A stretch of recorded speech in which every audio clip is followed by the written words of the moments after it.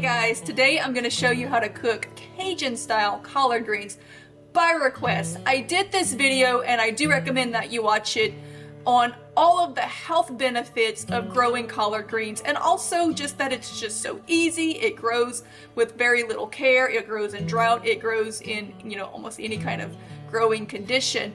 And it's so prolific. It's such a great famine food. It's just so healthy for you. And when I did that video, I had a lot of comments of people asking, show us how to cook it. Show us something Cajun. So I'm gonna do that for you today. There is the typical Southern style collard greens that most people are familiar with. It's usually used as a side dish. It's usually cooked with a salt meat like ham or bacon. It's usually a quicker cooked dish. The Cajun style collard greens that I'm going to show you today is similar but a little different. It's a longer cooking dish. It's often used more as a main dish, and I'm going to use pork roast because I tend to kind of try to shy away from a lot of those processed meat salts. So I'm going to actually use smoked turkey wing in this because it's delicious. It's going to give me a longer cooking time to cook this down into the gravy and flavors that I'm going to want for this dish. And it's also just a little healthier. It doesn't have all those processed chemical salts in it that tend to make me swell up. So we're going to use smoked turkey for this, and I'm going to show you how to do Cajun style collard greens by request. Let's see how we do it.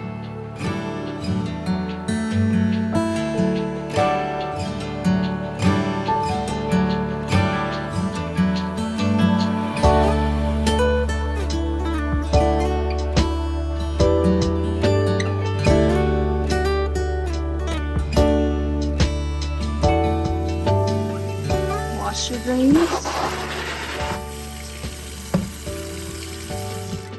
Alright, you have this big woody stem in it, and we usually don't eat those. Those go to the rabbits and the chickens.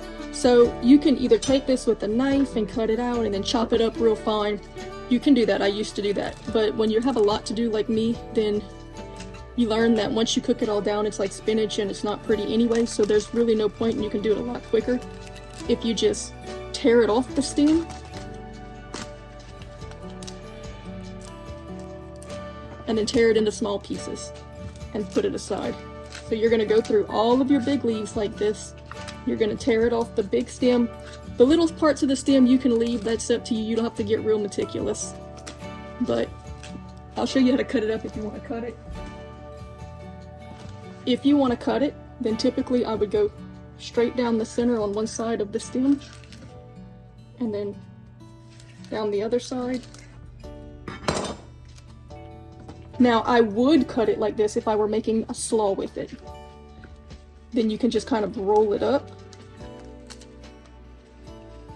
If you're doing a slaw, you could cut it real fine like this, and then it would be shredded. If you were doing it in a pot, you would just do a couple like that.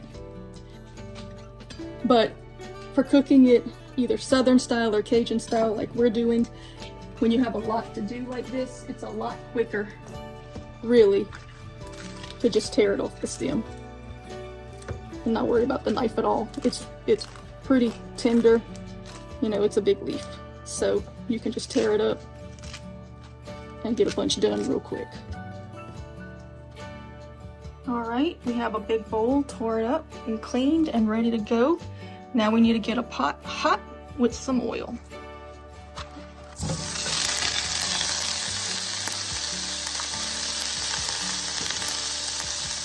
You can use any white meat to do this. Turkey is good, pork is good, pork roast, ham. I like, this is smoked. Today we're doing smoked turkey wings. If you were doing it Southern style, you could do bacon or ham or something that cooks quick, or just sausage. But we're doing Cajun style, so I'm doing some smoked turkey wings because this is going to cook for quite a while. Give it a good gravy. Once your meat's frying, you need to put a little bit of seasonings on it. Spices, whatever you like. Some kind of seasonal, garlic, onion, red pepper, black pepper, salt. And then let your meat just brown. Stir it around every once in a while, make sure it's not burning. But let it brown. sear, basically, just searing it.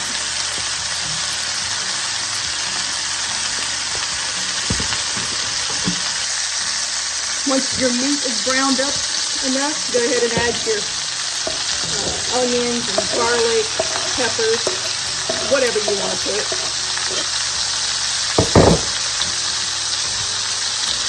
Stir those in and let them caramelize a little bit.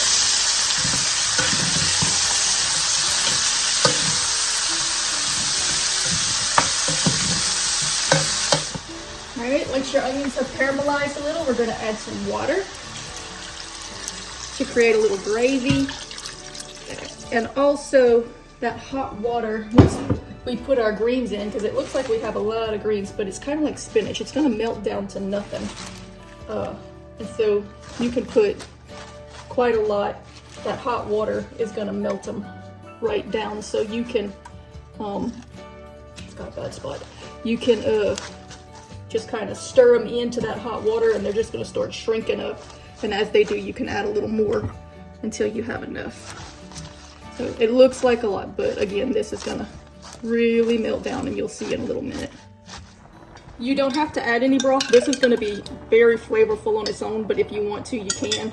I have some bone broth that I need to use up, so I'm gonna add some of that.